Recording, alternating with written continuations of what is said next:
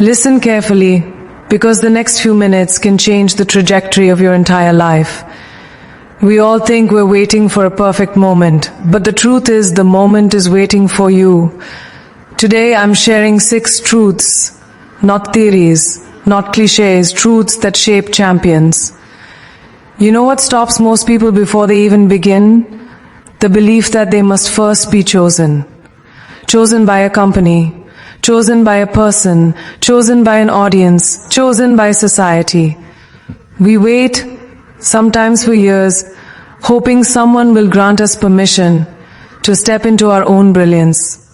And in that waiting, life passes, opportunities dissolve, dreams dry out, we become spectators to our own potential. But here is the truth people avoid because it's uncomfortable. No one is coming to give you the green light. No one is obligated to validate your voice. The moment you understand this, not just intellectually but instinctively, you stop hesitating and start becoming.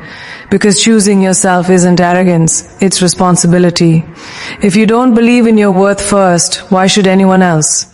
When you choose yourself, you ignite something powerful. A commitment to create your own path even when the world hasn't acknowledged you yet. And that act alone sets you apart from the majority who spend their lives waiting to be discovered instead of deciding to rise. Most people underestimate how deeply conditioning influences this tendency to wait. From childhood, we're trained to seek approval, gold stars, grades, applause. Every step is measured by someone else's standard. We learn to feel worthy only when others say we are. It's subtle but devastating. That dependency follows us into adulthood. Maybe you recognize it in yourself. You have ideas, but you don't speak up until someone asks. You have dreams, but you don't act until someone encourages. You have talent, but you hide it until someone notices. Waiting becomes a habit, passing time disguised as patience. And yet, beneath that conditioning lies an instinct, a knowing that you are meant for more. But instincts die in silence. They need movement to survive.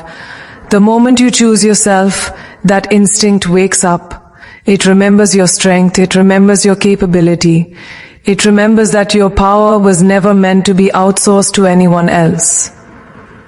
Choosing yourself requires courage, not loud, dramatic courage, but daily, disciplined courage. Courage to take the first step when no one is clapping. Courage to show up consistently when no one is watching. Courage to trust your voice when doubt screams louder than belief. Choosing yourself means you may walk alone for a while. It means you might face rejection, mockery, misunderstanding. It means you might lose people who were comfortable with your smallness. But the alternate path, the path of waiting, shrinking, silencing, costs far more. Choosing yourself gives you ownership of your destiny. Waiting hands that power to circumstances. And nothing extraordinary was ever accomplished by someone who waited politely for permission. Greatness demands audacity. Even if your hands shake and your voice trembles, stepping forward anyway is the declaration that says, I refuse to be invisible in my own life. Some will argue, but I'm not ready yet. And that statement is the strongest evidence that they must choose themselves immediately. Because readiness is a myth. No athlete feels ready before the first competition. No entrepreneur feels ready before their first product. No creator feels ready before they share their work. Readiness doesn't precede action. Action creates readiness. Choosing yourself isn't about knowing everything or guaranteeing success. It's about being willing to begin despite uncertainty. The irony is the world tends to notice you after you choose yourself. People feel the conviction behind your decisions. Momentum attracts attention. But until you take that first step, no one sees you because you haven't seen yourself. When you declare your own value inwardly, the world reflects it outwardly, not before. There will also be people who accuse you of being selfish. They'll say you're too ambitious, too confident, too focused. and that's because they've been trained to prioritize being liked over being fulfilled. Choosing yourself disrupts expectations. It challenges silent agreements that keep people small. Understand this, choosing yourself doesn't mean ignoring others. It means refusing to abandon your potential to accommodate their comfort. You can still love deeply, care deeply, support deeply, but not at the expense of your purpose.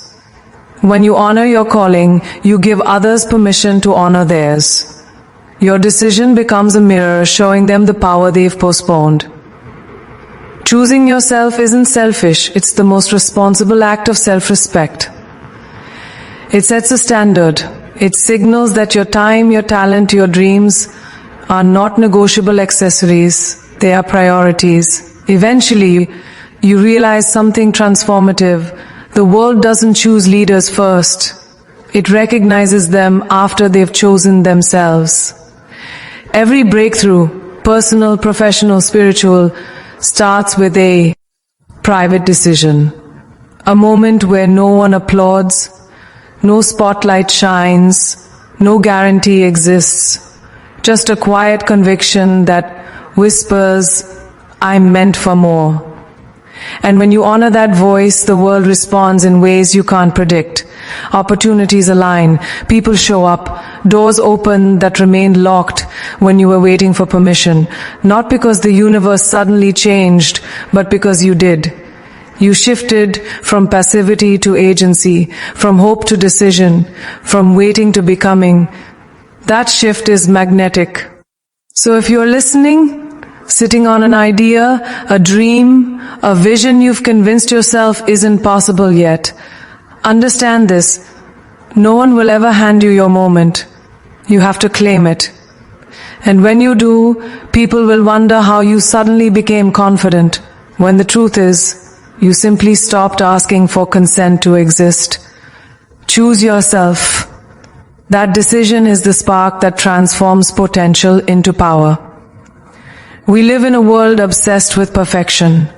Carefully curated images, spotless resumes, flawless success stories told in highlight reels and edited timelines. Somewhere along the way, we learn to hide our wounds. We bury our heartbreaks, our failures, our mistakes, because we fear they make us undesirable, unworthy of admiration, opportunity, love. But the irony is bitter. The very experiences we try hardest to erase are the ones that shaped our resilience. Every scar is proof that you survived what was meant to break you. It is evidence of endurance, of strength earned through struggle. Pretending your life has been effortless isn't inspiring. It's empty. Your scars are your story. They are the chapters people need to hear. Because when you speak from pain transformed into power, others see possibility where they once saw only despair. Your vulnerability becomes a bridge. It invites someone else to believe that healing and greatness can coexist. Pretending you've never fallen doesn't elevate you, sharing how you rose does. You see, pain rewrites you. It forces you to discover dimensions of yourself you never knew existed. When life shatters your expectations, when betrayal wounds you, when failure crushes what you believed was your dream, there is a moment of death, not literal death, but the death of an identity, an illusion, an attachment. And from that moment you have a choice. Let the pain define you or let it redefine you. Some people allow pain to cage them. They relive their trauma on loop, waiting for closure that never comes. They cling to resentment, allowing bitterness to corrode their potential. But others, those who rise, they use pain as fuel. They ask, what is this teaching me? What can I build from this? Who can I become because of this? Transformation never happens in comfort. Growth requires friction, disappointment, heartbreak. The strength that emerges is real, not rehearsed. And once you've walked through fire, the flames no longer intimidate you. You stop feeling loss because you've lost before. You stop fearing uncertainty because you survived it. Scars don't make you fragile, they make you fearless. Every powerful story throughout history shares the same arc: adversity, struggle, rebirth. The character isn't compelling because they lived a perfect life. They are compelling because they confronted suffering and chose transformation instead of surrender.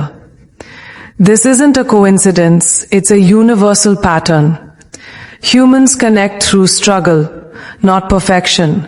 When you hide your scars, you disconnect from the people who need your story. Think about the people who've inspired you most. Were they flawless? Or did they reveal their pain openly, proving that triumph isn't about avoiding suffering but transcending it? When we pretend we've never been broken, we rob others of the hope that they too can rise from their darkness. Maybe the chapters of your story you avoid acknowledging are the very ones someone else is praying to hear. Maybe your healing can become someone else's roadmap.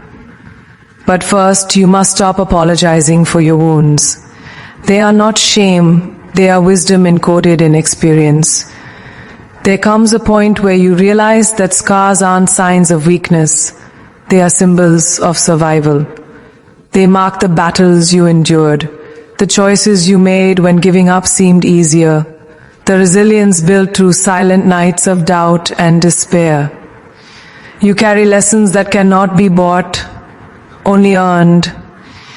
When you share your scars, not as excuses but as testimony, you reclaim your narrative.